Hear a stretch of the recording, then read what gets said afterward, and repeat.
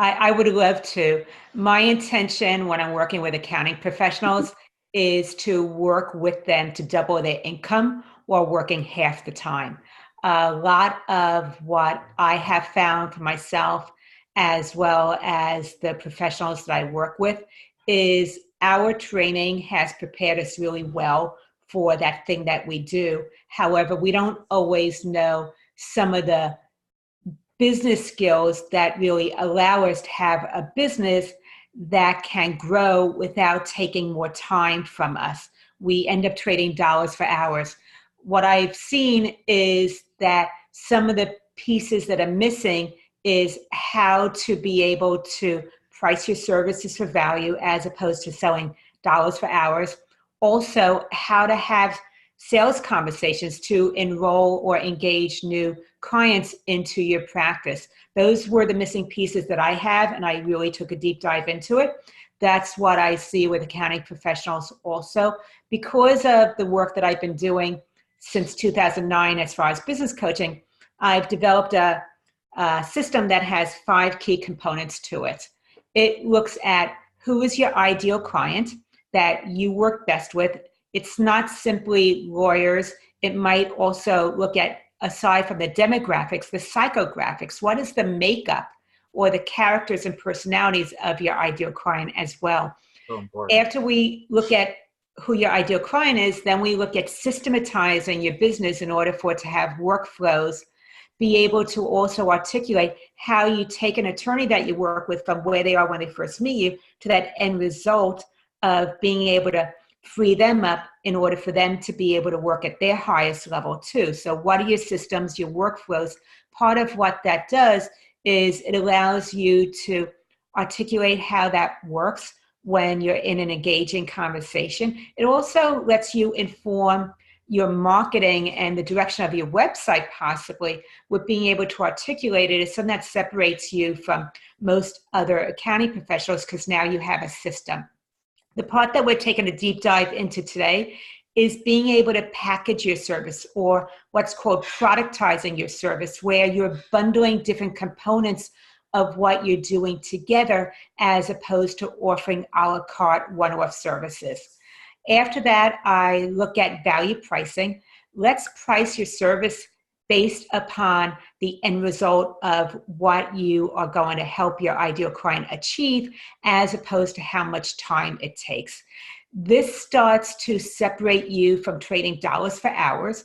It really positions your knowledge and your expertise as opposed to commoditizing your time.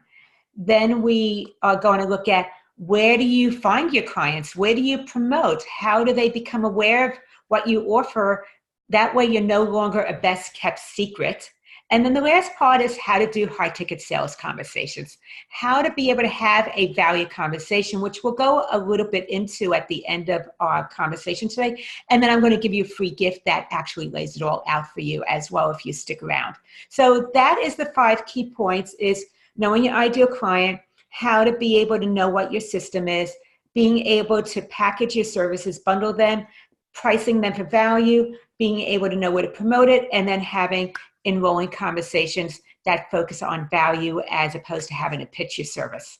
So this is really what Lauren just articulated. I really can't express enough is how important that whether you never talk to us again, that you think about those 5 steps. I talk to accounting professionals every day. I've talked to almost 70, 80% of the people on this phone.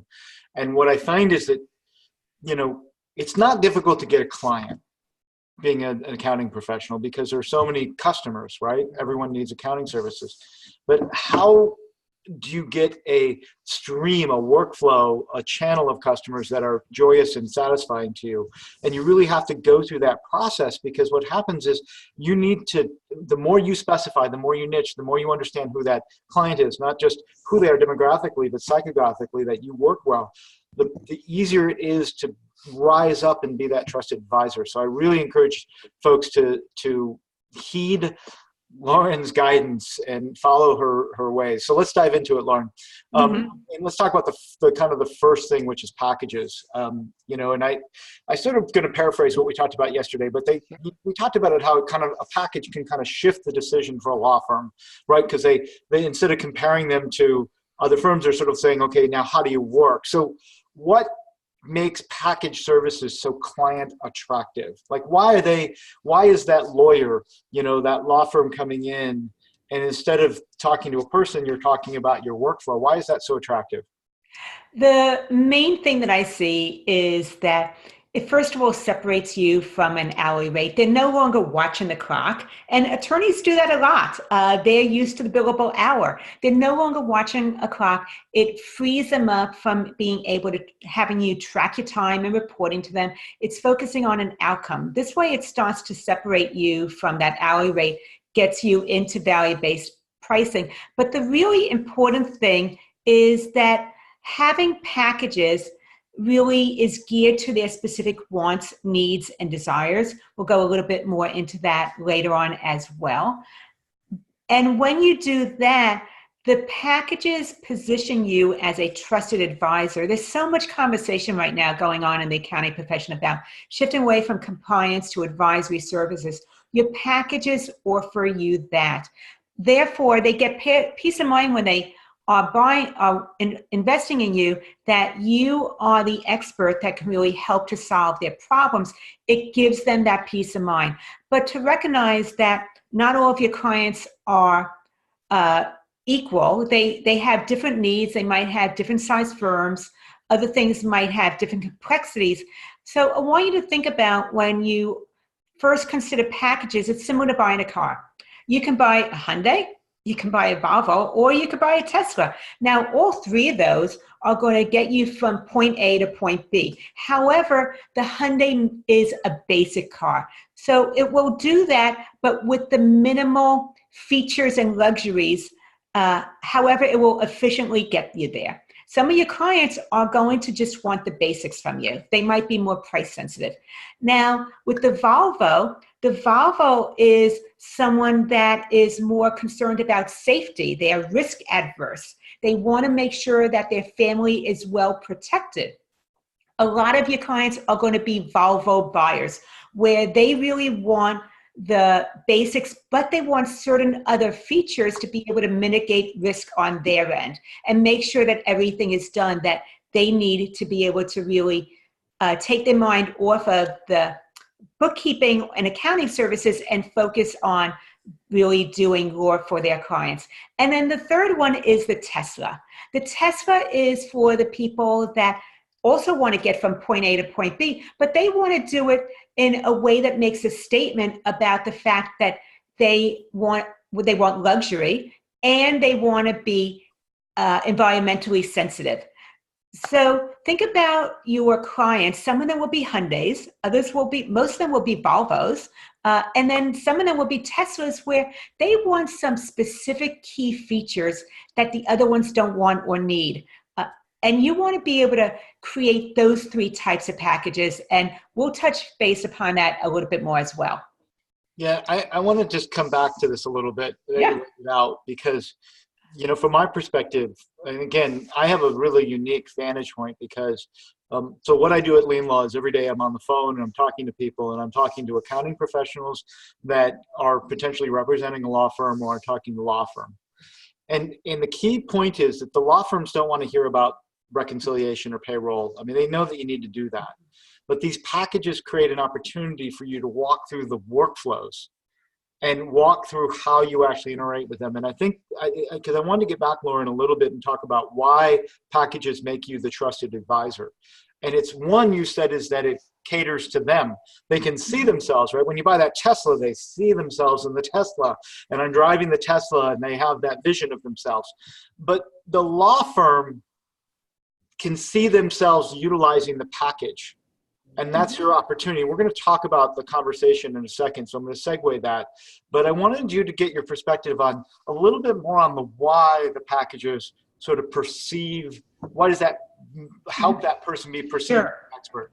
The part that's really wonderful and excites me so much about the packages is that there are the things that you do, it's the compliance pieces of it. However, that's not where your highest value is. Your highest value is on what you know, what's called your intellectual property. It's what is in your brain, those insights that you have, the wisdom that you've gained, your life experiences that you actually bring to the table and how you work with someone.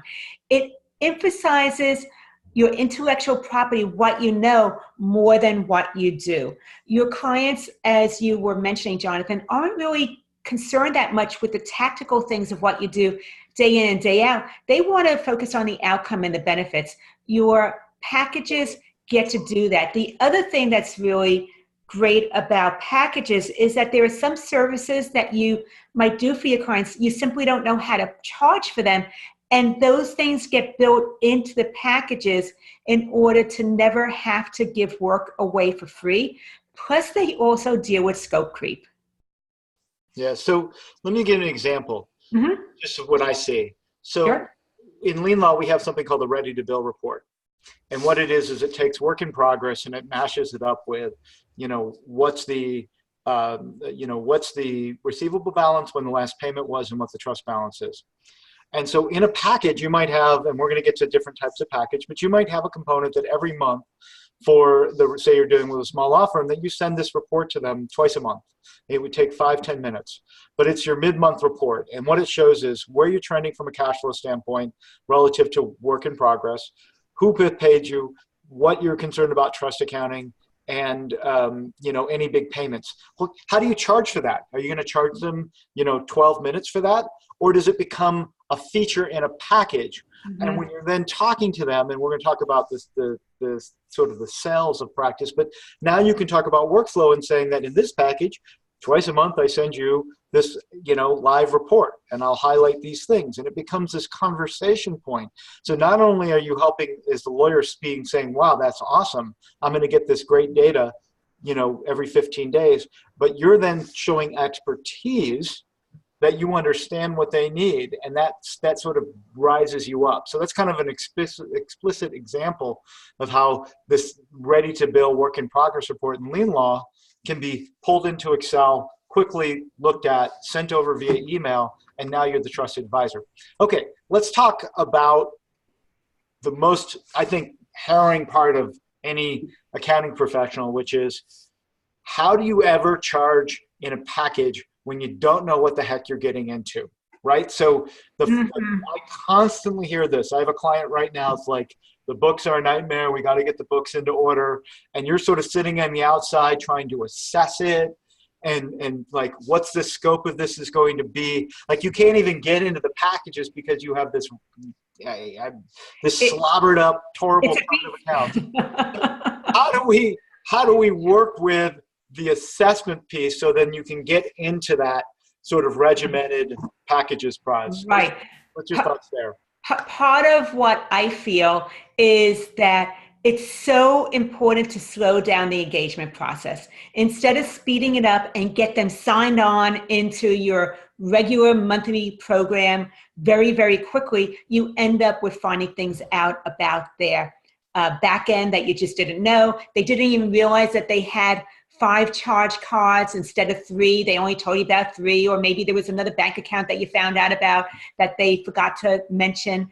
And it becomes a mess. Now you're dealing with scope creep, or it's so much more going on. And the books have problems that they didn't even think were problems because they don't know. This isn't what they do all day long. What you want to do is to slow down the process. This is more like you want to have a couple of dates before you go into marriage.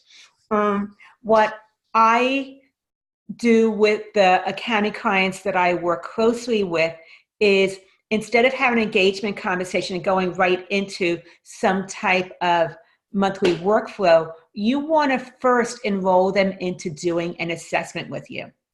An assessment so often is something you do for free anyway. Let's now go ahead and separate this from everything and have you get paid for doing this assessment. When you enroll them into an assessment, it accomplishes a couple of things. One, you're not doing any work yet. You're just looking at the books. You're getting an idea as to what's going on with cash flow. some of the behind the things, you're really coming from the position of a trusted advisor, and you're getting paid for work that you would normally do for free. They can actually then take, say you do a 36-point assessment, you're looking at 36 different areas, then you give them a report that shows them the findings of what's working well and what needs to be done differently to correct those issues. Now they have a choice of, do they want to take this and maybe give it to their in-house bookkeeper? Do they want to do it themselves? Do they want to outsource this? Do they want to have you do the cleanup? If they want to have you do the next piece, then you can enroll them into the cleanup and really get the cleanup started. When you are doing the cleanup yourself, you're getting a real handle on what's going on in their business, not only from that assessment point of view, but from a day-to-day operations point of view, as well as you're figuring out, are they an ideal client? Do they get things to you in a timely manner, or do they ghost you where you have to keep on nagging them over and over and over, waiting for things? This lets you figure out, do you really want to work with this type of person or not? Is it a fit? So do the assessment first. That's a standalone. Then when you do the cleanup, that can be a standalone process also, where once the cleanup is done, they can either choose to go on their own and once again, work with somebody else, do it in-house, do it on their own, or they can choose to move into a monthly recurring package with you. But by slowing down this process, you avoid scope creep. You get to pass the honeymoon period of figuring out, are they really ideal client, or are they someone who is non-responsive and you have to ask repeatedly for information, so it's holding you up and you really don't want to work with someone like that? Or is it that you found things that you couldn't have seen ahead of time and now you know how to create a package which avoids scope creep and really lines out their exact needs and how you can really help them get to that next level? That's what I suggest, is slowing down the engagement process. So there's 2 points. Yeah. And I think that sometimes some of the accounting community gets it and some are just learning it. But when you think of that first assessment, it's not just the data. So a lot of people fixate and say, show me your QuickBooks file or show me this or that. And you have to go beyond that. If you're going to productize it, if you're going to carve it out and say, this initial assessment is a thing you buy, you need to look at workflow. You need to look at what is creating the data. And in small law firms, you're talking about multiple people. Now, maybe it's the trust accounting workflow. Maybe it's their invoicing workflow. Maybe it's how they collect money from clients in AR and AR management. And so the question becomes, so if you can look not just at the data, which is only one snapshot of the overall picture, because even if you clean up the data and they keep following worst practices, you're going to be constantly cleaning up, or maybe they have old tools and you need to make a recommendation. So it's not just, hey, here's the data and you should do these 6 things with your data. It's like, here's tools and here's 3 options with tools. Here's workflow changes that you need to make. And the idea is that if there's value enough in that, because I know everyone's saying, how do I get someone to pay me for that, right? How do I get someone who's not conditioned to pay me for an assessment that's doing it? And there's 2 reasons. I have 2 kind of counters to that, which is, one is, if you articulate enough value in what they get out of it and it's a standalone thing, they'll pay for it because they'll see the value of it. And 2 is, you can also hitch that into engagement. So you can say, hey, listen, if you buy my, if we engage long-term, I will discount out this assessment and build it into my monthly, I'll discount it out and put some money in my long-term cost. And it's sort of like, the best example I can give you is, if you buy a mountain bike, it costs $150 or $100 to rent a mountain bike for the day, to go try it out, to ride it, to go through it. And you're like, that's a lot of money. And they say, but if you buy it, we'll give you the $150 towards the purchase of the price. And that model works because I want to go try the bike. It's a big enough investment that I don't want to do it. So I want to make 2 points, which is, you've got to include workflow. You've got to include tools and architecture as part of this front-end assessment. And the second piece is, if it's got value, people will pay for it. I really believe that. And I put in there the chat, how much would you charge for an initial assessment? I would love to see, what some people here think that that initial assessment would be worth, because so many accounting professionals give it away for free. They're doing it anyway. And like you said, Jonathan, I think that it has so much value. It's just being overlooked because it's what everybody else is doing. Well, and I mean, I can cite a very specific example of a law firm that I worked with two accounting professionals that they wanted, and this is the hard part, they wanted to fly the plane and change the engines at the same time. So the accounting professionals were trying to extract out all this data from the firm and try to fix it all. So they're trying to learn and fix at the same time, which is super hard, super hard to learn and fix at the same time, because you don't know what the fix is because you haven't learned what the problem is. So you really have to slow down, to Lauren's point, and get that client. And if they can't do it or won't do it, you can adopt depending on the opportunity and where you are in the business. But the idea is that you want to start with that place. Okay, let's talk about it. Let's move on and talk about something slightly different. I'm going to go right into it. Susan said that I was going to ask you that her initial thought is $350 because it's 3 hours of her time. Now you're connecting what you do with time, but what is the value that they get from having this information? Yes, Susan, what's the value? The value. So Susan, what do you think the value is of once they have this assessment from you? It's like you being the physician and they're coming to you with back pain. And instead of you saying, oh, let's go schedule surgery, you're now really looking at where is their back pain originating to really not just relieve the symptom, but to understand the cause in order to then not have that back pain any longer. Yeah. I mean, think about like a doctor, your example, like, if someone goes into surgery, they go and meet with the physician in advance of the surgery for the surgeon to do, and they do all this diagnostic work to get to what you need surgery now. And we're all like, conditioned that we would always expect to pay this doctor for that. Why wouldn't? And because we're getting value, we're getting their expertise and their intellect to help us make this decision: should we do surgery or not? And that's, I think, too many times accounting professionals don't rise themselves up to say, this is this huge value that I'm offering to the law firm or to the client. And so really quickly, Carla said 350 to 2,000. My sense from what I've seen is anywhere from 350 to about 1,500. So you're absolutely right in that great ballpark, Carla. And the value, Susan, is from really understanding what the client values as opposed to what you value from the work. So we'll go a little bit more into that also, but it's in one of the previous webinars that Jonathan and I have done, is how to have a value conversation. Yeah, so the one comment I'd say is it also could change in size and scope of firm.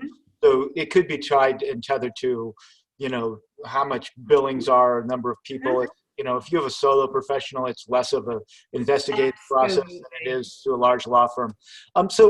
You mentioned this idea of money leaks, and I want you to, this is sort of this hamster wheel of, I'm doing all this work and not necessarily getting paid for it. And so help us understand the definition of money leaks relative to this, and how do packages then help you address that? Sure. This is about thinking, what are some of the things that you do for your clients where you don't ask them to pay you for it? And I'll go into that list in a couple minutes, but think about, where are you on hold for customer service with QBO because you have a problem that came up with a specific client account and you need their customer service to be able to help you figure that out? Or where did you all of a sudden find some that they didn't tell you about, and it's a 15-minute fix, so instead of having them pay you for that fix, you're just doing it and you're writing it off because you don't want them to think that you're going to nickel and dime them. All these little, or maybe they have a question that they're calling you about, and you're taking time away now from something else that you're working on, breaking your concentration to be able to answer their question and then going back to your work. Those are all the little places where you might be giving away some information, might be doing some work on behalf of a customer, or being able to just take time away to be able to answer customers' quick needs, you simply aren't getting paid for those or knowing how to charge for those. So the packages start to help fix that. What you think about with packages is you don't want it to be just one package option and then either they're going to work with you and sign on to that package or they're going to move on to someone else. What you want to do is create 3 different packages in order to recognize that different clients have different needs. Like we said before, the Hyundai, the Volvo, and the Tesla. The way to get started, I'm giving you the framework. So if you're taking notes, please pick up your pen right here or get ready with your keyboard. First, you want to know who is your ideal client. Do you have a niche or a specialty?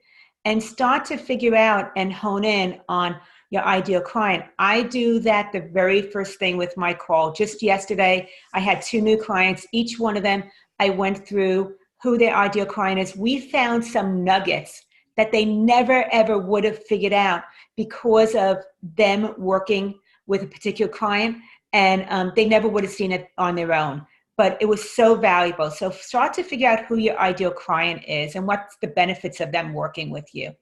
After that, you want to start to assess what is that client's wants, needs, and desires. The needs are the basics that they need to have to be able to be operational. The wants are the things that are necessary information. However, they cannot get that information on their own because they either don't have the time, the resources, or the skill set. The desires are something that they want to achieve in the future. They don't believe that they can achieve it with where things are now. Start to assess those things when you're doing your initial consults with clients, because these questions will begin to show your expertise, the value of what you have to offer, and it will answer the question of what is the value of me doing an initial assessment, of me doing the cleanup work, of me doing the monthly books, and it has nothing to do with time. After you define what your client's wants, needs, and desires are, the third step is to start to list all your services on a spreadsheet. That could be the very, very little ones that you typically write off, as well as the more complicated one. But just dump all of your different services in a spreadsheet. Then what you want to do is start to group some of those services together that solve a particular problem that your client tends to have. And there's some things that are unique to attorneys that other professionals wouldn't have when they're hiring a bookkeeper. Really start to hone in on what are those specific things that attorneys need either now or as their firm continues to grow that you can go ahead and solve. This helps you start to package or bundle your services together. Now that you have that and you start to group them together, you design 3 packages. I see them as being tiered where one builds upon the next one. The one you want to start with is really your silver package. The silver package is like the Hyundai. It is the bare essential. And maybe they're doing some of the work. You're not doing it all yourself. You might be just giving them some input of what needs to be done. However, you might not be doing it yourself. Or it could be where you're doing it, but it's the basic essentials that they need to be able to stay organized, get up to date. They're not keeping all the receipts in a bag any longer. So think about what that silver package would be. Then you want to offer a gold package. The gold package is like the Volvo. It is where the majority of your clients will actually be hiring you. This meets their really fundamental needs. It might focus on financial housekeeping, plus it will keep them informed about the financial health of their business. Consider it that way. And then the diamond package, that Tesla, is almost like done for you. You're coming in as a strategic partner. You might emphasize budgeting, forecasting, as well as growth strategies, and having access to you in a way that is more personalized than maybe the silver and the gold packages. So those are some of the things to look at as you're starting to develop these packages. Some questions you want to ask yourself is, what type of business fits into these 3 packages? So who would it be for? Because there's going to be different needs with a solo firm as opposed to a multi-partner firm. Then you want to look at what specific pain points does a potential client struggle with when they first meet you. Start to become aware of that so you can talk to them about those needs. That'll help you figure out their wants, their needs, and desires. And then the third thing to start to look at, and this is highly, highly important and the biggest mistake that most accounting professionals make, is that they focus too much on what they do, the apps they use, the features that they bring to the table, the type of QuickBooks service that they have, whether it's desktop or QBO and all these other things. Instead of that, you want to focus on the benefits and the outcomes of each package. What is possible for that attorney once you solve their problem? That is the most important thing that they need to know before they hire you, is not just how you're going to do what you do, but they need to trust that you have the skill set, the expertise, that you can actually come to the table with suggestions and recommendations to help them plug up money leaks or avoid problems maybe in the future that they don't even realize might be coming down the line. But you know, as a skilled professional working with attorneys, what they might need to anticipate in the future. So that is how to get started from soup to nuts with developing your packages. And Jonathan, I know you wanted to bring in some specific things that had to do with the legal aspect. Well, so if you think about, and I love this, who's the ideal client? I want to make a few comments on that. Mm-hmm. Think about the ideal client.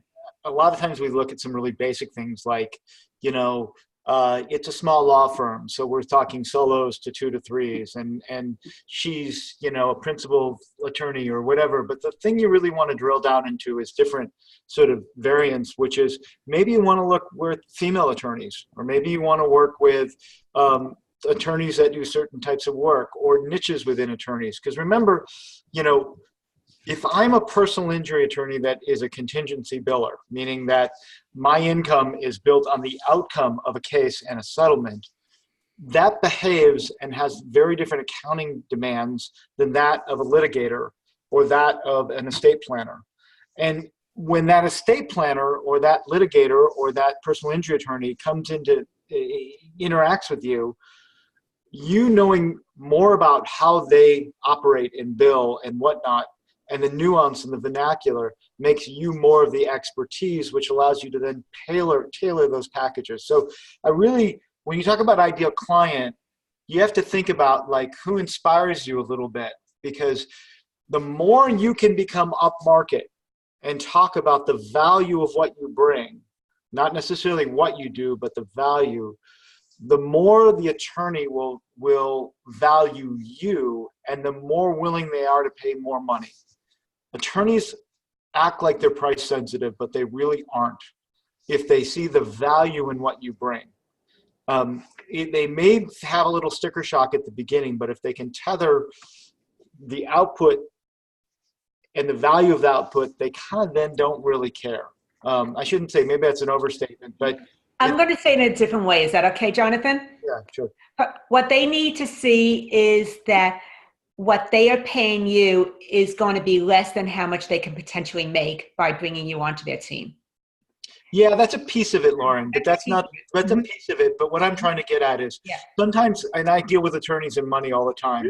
Sure. Sometimes if they see how it's going to benefit them, the money conversation becomes moot for the most part. You can't be ridiculous, but the point I'm trying to make is if you can articulate that value to them, all of the semantics of what you charge becomes a lesser part of the conversation, because they've already bought into your process and they've already seen the value you bring. Now, when we talk about packaging for law firms in these different tiers, there's 4 things that lawyers need that can be packaged that we've seen from a lien law perspective. One, of course, is the monthly reconciliation, payroll, the basic accounting stuff. That's number one, and that can be a piece of it. But there's also outsourced invoicing. So if you have a Lean Law QuickBooks Online environment, you have the ability to do all of their invoicing and all of their collections. So they can take something that they've insourced and outsource it to you, and you can productize that. So all they need to do is put their time in, make sure we know what expenses are tied to what clients, you produce the draft invoices, attorney approves them, and off they go, and you then go collect that money on their behalf. That's a huge value add to them. The third thing is trust, reconciliation, and compliance. So one of our Lean Law accounting pros, Brandy Derrick, does this on behalf of her clients and charges for it. A really critical, important piece that lawyer's saying, how do I make sure that I am in compliance with my bar association?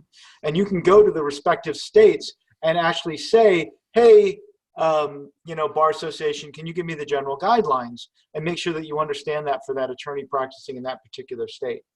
And then the last product is compensation reporting. So for a solo, compensation reporting is not a big deal. But the minute you start getting multiple partners in, all of a sudden you're starting to look at, well, what piece of the pie is mine? And there tends to be a really critical reports that's needed on a monthly basis about what attorney is compensated in what way. And sometimes it's really easy, and it's just basically the firm takes out a piece and the lawyers get a certain component, but other times it gets very complex because they have partner sharing pools and things of that nature. So asking about compensation and how lawyers compensate themselves up front in your conversations is really important, because it becomes an opportunity. But there's 4 different ways that you can begin to put components of packaging into these different tiers, because what was it? The bronze package was the entry one, Lauren? I said silver, but they were all good. Bronze is fine too. The entry level package might be just the bookkeeping services, and then you add outsourced invoicing, and then you add trust compliance, and then you add, compensation reporting, and all of a sudden you get the big package, the Tesla, as Lauren liked to call it. So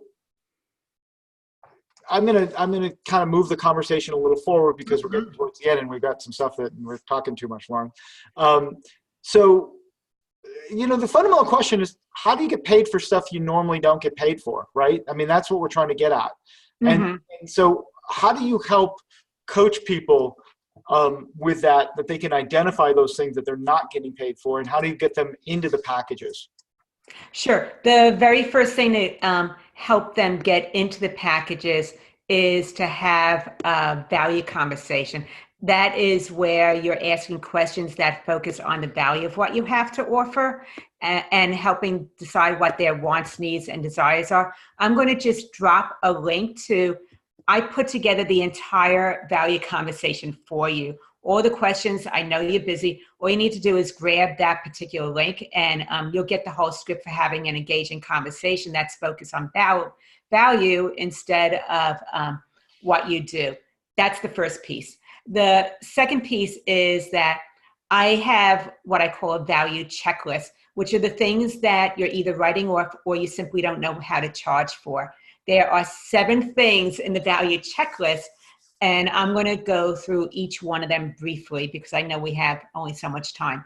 The first one is response. Think about how quickly you want to respond to someone. In the silver package, maybe it is a 48-hour initial response to someone's query when they ask you something. With the Tesla package, the VIP package, that might be that you respond by the end of the business day. In the gold package, it might be a 24-hour response. Also, how do you respond to them? In the silver package, maybe they can only email you. In the gold package, it might be emails and phone calls. And in the VIP package, it's any way they want, emails, texts, or phone calls. So think about how you want to have communication set up. The second thing to look at is resources. Resources has to do with what are some of those things that are hidden that you actually do for your clients. Maybe it's setup. Maybe you're setting them up on QBO and you don't normally charge for that. You could charge a $1,500 setup fee just to get them set up correctly on QBO. Or it's possible that you do some training for some of their admin staff on how to be able to correctly put data into QBO.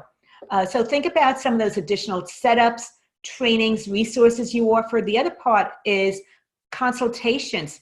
When you meet with your clients and you're reviewing something with them, that has significant value. A lot of times it's not charged for. Do you meet with your silver clients maybe on a quarterly basis? With your gold clients, it's monthly. And then with your VIP clients, it could be that you meet with them weekly or as needed. Think about that.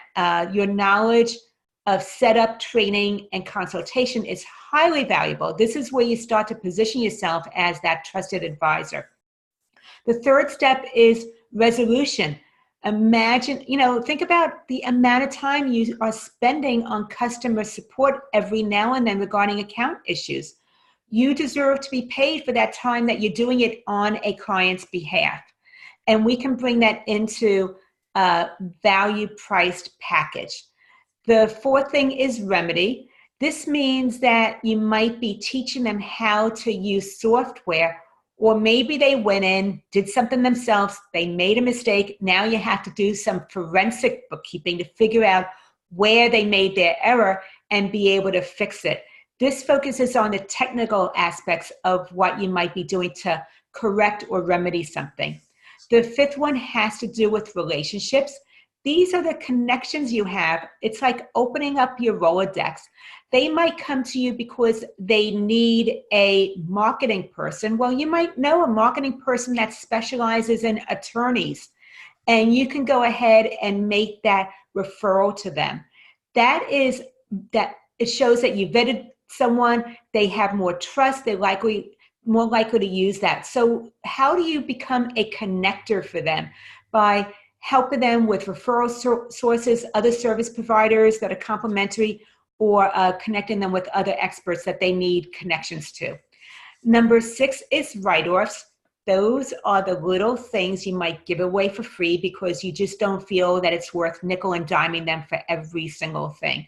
It might be different things for each person that is listening to us. But think about those things that you write off simply because it was only 5 or 10 minutes, but 5 or 10 minutes over time adds up to a lot of your valuable time.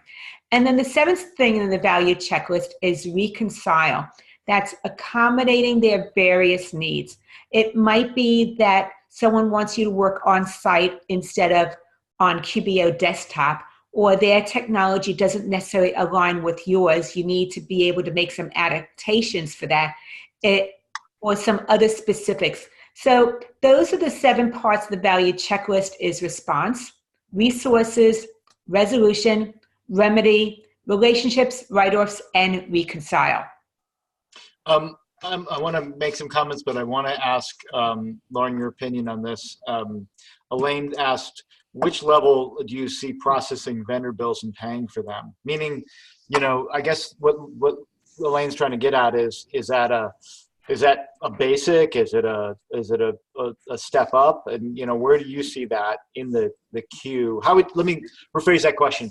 If Elaine was your client and you were coaching and she said, I'm trying to put my packages together and I find myself paying bills and dealing with vendors on behalf of my clients, how would you coach her into using that as a function of packaging? Great question, Elaine. The first thing is you have to know who your ideal client is, because different clients have different wants, needs, and desires. That's the first thing. The second thing is I wouldn't do that in the basic silver package. That's an advanced level service. I am not sure that I would do that in the gold package either. If the majority of your clients need that service, but it can be very time intensive, then you put in the gold if most of them need it. However, if it's only an exceptional few, I actually would throw that into the diamond or VIP client package. And this is actually something that Jonathan just came up about a week ago as I was meeting with an accounting professional and we were creating her packages. That very need came up. We ended up putting it in her diamond package for her VIP clients. And I want to make the comment too that certain things have more value. So you would never put trust compliance in your basic packages because trust compliance is so darn important to a law firm, and you have some liability that you can't make a mistake, right? And the law firm certainly doesn't want to see you make a mistake. So there's just real value in that, in getting it right, making sure that the bar association is complied with, et cetera, et cetera. So that inherently is of such value that it's always going to be in a bigger package, right? Whereas running payroll in an automated payroll system, I mean, it's not that hard, right? If you have QuickBooks Payroll built into the system and everyone's set up, maybe I'm wrong, maybe I'm underestimating the complexity of payroll, but it's really, I think it's really to, about those wants, needs, and desires, but there's also some relationship to the complexity and the importance of the task. We only have 11 minutes left, so I want to not miss this question, which is, how do you, so we've talked a lot about packages, and we've talked about this value conversation, and we've talked about, all these different nuances of becoming this trusted advisor. How do you coach these folks? I mean, I get how you've clearly said how you've coached them to put structure around it, but now they're selling it. Now they're sitting in front of an attorney or some other prospective buyer of their services, and they're having to stand behind this new, maybe it feels expensive to them. Like maybe they're like, wow, I've never charged this much, right? We said, Susan said $350, and then we said, well, maybe it should be $1,500, right? That's a 5X or 4X multiple. So how do you coach people to get it so they can stand up there and pitch this and sell this and feel good about it and accept the outcome, right? Good, bad, or ugly. Sure. It's part of where my sports psychology comes in, Jonathan. I love the fact that when I am working closely with an accounting professional and we're shifting their business model from charging by the hour into value pricing, it's going to bring up conflicting values within themselves as well as conflicting beliefs. It's a lot about mindset. You first have to believe that you are absolutely worth it and that the value of what you offer to them, you recognize that. You have to buy into it first and see the value before you can expect them to see the value of what you have to offer. I will let you know that when you first start making this shift, it is uncomfortable. I will say that you want to actually practice having a value conversation with maybe people that are inquiring with you, but they're not really an ideal client. Practice on them first, getting used to the questions and asking them to engage with you with someone that you're not as attached to, whether they become a client first, or practice it with someone else who is maybe an accountability partner to be able to get comfortable. Athletes actually put more time into training and practice than they do into actually competing. This is where you want to take that athlete's mindset and be prepared. The more prepared you are, the better you'll be able to do that. And when you get to the point of talking about the price of what it would be to do that, it's what I call the gulp factor. You want to take a big gulp of air, and then you want to say your price and then be quiet. Because it's going to be uncomfortable saying that rate first when it's new to you. But also, as we talked about earlier, being able to slow down the engagement process. Instead of selling everything in your big packages right off the bat, start off with simply doing an assessment that maybe takes 2 weeks to a month to really go in and do that checklist. It's similar to when you take your car into the mechanic. They're not just going right under the hood and fixing. They're doing a diagnostic, then they're reaching out to you. They're letting you know all the different problems. You talk with them about which ones are prioritized and which ones you can postpone for later to be able to budget for it. This is the same thing. The mechanic doesn't do any work until they get approval from you to do that work. You want to be able to take that same approach with doing an assessment and doing that 36-point check, being able to give them all the information and then being able to triage with them what is the best approach and what to focus on first and what to do next. Then you do the cleanup. It really gets your hands in there and it lets you see how messy it is.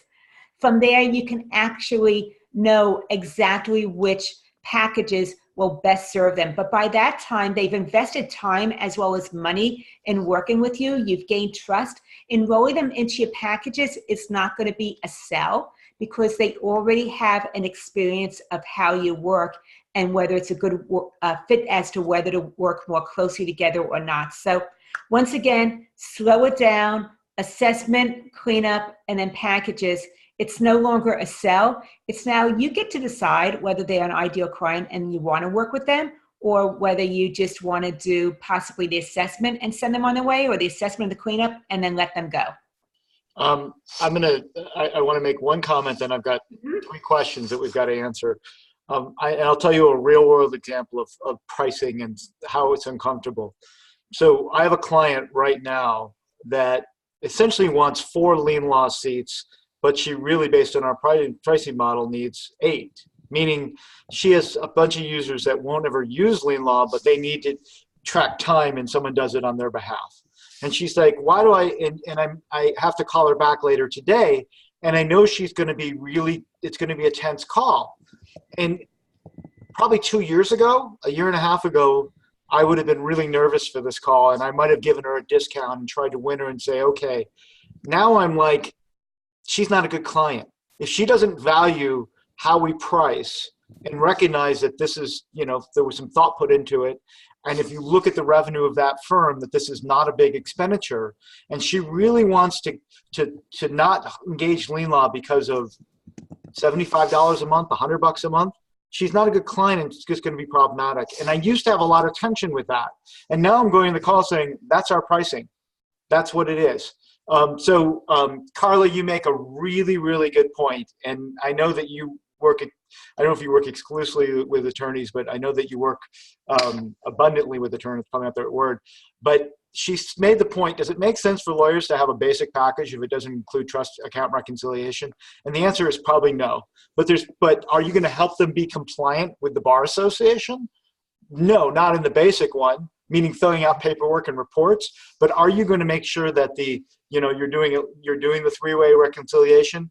Yeah, I mean, I think that's part of your value add of servicing law firms, that you do it. But the question just becomes, how complex is it and what other things that you may do? So you're right to call that out. Susan says a really, really good question, which I want to ask to you, Lauren, which is, okay, I follow all your advice. I'm paraphrasing, Susan. I follow all your advice and I create my packages, my 36-point checklist, and I've practiced my value conversation. And I now say, this is how I work. But I've got 25 clients that are working on the old model. Mm-hmm. That's great. What do I do with them? Yeah, that is great. What you want to do is first get used to figuring out your packages with new clients coming in, having those value conversations with new clients coming in. Start with them, and you'll gain so much insight as to where some of the pushback might be, where some of the resistance is, where maybe you didn't show enough value, they still have questions. Once you get comfortable doing it with new clients, then start to circle back to your older clients, giving them a letter that you're changing your business model a little bit. Let them know how it benefits them regarding budgeting. It'll be more timely. It'll be more advisory services. So make it client focused, and that you'll be reaching out to them to schedule an appointment. Then get an appointment on the calendar with them to have a value conversation. I put a link to the value conversation in the chat, and you can go ahead and grab it for free and then just tweak it so it's yours, but it's businesssuccesssolution.com/script. Just go ahead and grab the value conversation. Have that with them. There will be questions because they're used to doing it an old way and now they're doing it a new way. What you want to show is how it's beneficial to them. And it might be that your silver or basic package is similar to what they currently are doing, but now it's a monthly set fee, as opposed to it might change each month because the amount of hours that you're working with them. Yeah. So my guess is with most of them, they might qualify at least for the silver package if they're more budget sensitive, but the majority of them will actually roll over with you because you've already provided so much value. You're just changing your business model a little bit and show them how it's going to be more client-centered, where you're going to have more consulting services. You're not going to charge for some of the little extras that you might have charged for before, and it's really coming from a place of partnership. Yeah, and we had something similar with Lynn Law, which was we changed our pricing, and I had a bit of panic with it. And what came out of it was we lost one client, and I knew we were going to lose her because she didn't want to pay for QuickBooks. But the rest of everyone just went to the new pricing model because they saw the value in what we were doing. We showed them some new features, and they just moved over. And we gave them some incentives to buy a year ahead and to keep some old pricing. But in the end, we just changed the prices and it worked out. Okay, Lauren, we've got to wrap this up. So Lauren's going to say something right here, and I'm going to tell all of you who are on this call right now to do what she tells you to do and follow through, because what can they do next, Lauren? If you got value from what we talked about today, you are really looking to move away from the billable hour, being able to productize your business, being positioned as that trusted expertise, then I offer a complimentary strategy session where we look at what it is that you want to achieve, where things currently are, some of the challenges, opportunities.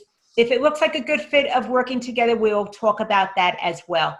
If that's something that interests you, I have only 3 consult strategy sessions set aside because I'm going to be speaking at a women's conference next week, and I'm going to be gone for the whole week. So I have 3 strategy sessions set aside. If you want to talk about how to take your business to the next level, focusing on advisory as opposed to compliance, go ahead and go to businesssuccesssolution.com/let's talk, and we will get that conversation scheduled. Okay, so it's 2:00. Ms. Lauren, thank you so much. This was really fun, and thank you to all the attendees. Please keep your eyes out for all our Lean Law content. We'll be doing a Lean Law meetup in early October. We haven't set the topic yet, but it's either going to be advanced a reporting conversation showing how Lean Law is doing its reporting. Our meetups are more casual. They're not webinar format, they're meeting format, so everyone's talking and interacting. That will be in October. Look out for that. Late September, I'm doing a webinar on trust accounting with the CPA Academy. And please pay attention to QuickBooks Connect and the Law Track. Lean Law is presenting at 2 different times at QuickBooks Connect. As well, I'm leading a panel discussion. Gary Allen, our CEO, is leading having another meeting, and Brandy, Derek, and Karen Schwartz are also speaking. So there's a law track at QuickBooks Connect, and we'll all be doing something with that content afterwards to make sure it's accessible. So there's lots of good stuff happening from the Lean Law ecosystem. Thank you all for participating. Again, Lauren, thank you. And please excuse my weird setting. I just couldn't quite get to my office today for various reasons. So I had to do this from home, but it worked. So be it. Have a great day, everyone. Thanks, Lauren. We'll talk soon.